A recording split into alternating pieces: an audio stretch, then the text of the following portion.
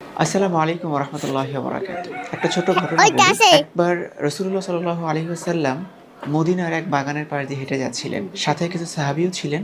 হঠাৎ রাসূল থমকে গিয়েছেন এবং রাসূল বললেন যে, "এই কবরের বাসিন্দারা অতিরিক্ত কষ্টে আছে। কিন্তু আশ্চর্যের ব্যাপার হচ্ছে তারা খুব সামান্য কারণে কষ্ট পাচ্ছে।" তখন সাহাবীরা জিজ্ঞেস করলেন যে, "কি এমন কারণে তারা এত বেশি কষ্ট পাচ্ছে?"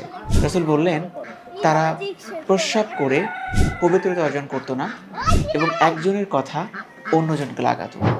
সুবহানাল্লাহ! এটা খুব সূক্ষ্ম একটা ব্যাপার এবং আমরা এটাতে অলসতা অথবা মজার ছলে আমরা এই দুটি কাজ করে থাকি। কিন্তু এটার জন্য যে কবরে কত বড় একটা শাস্তি আমাদের হবে এবং শুধুমাত্র শাস্তির ব্যাপারটাও না, ইহকালীন জীবনে আমাদের কিন্তু সামাজিকভাবেও আমরা খুব ঘৃণার পাত্র হয়ে যাই যারা জিনিসটা বুঝতে পারে। তাই এই দুটো জিনিস থেকে আমাদের বেঁচে থাকা উচিত।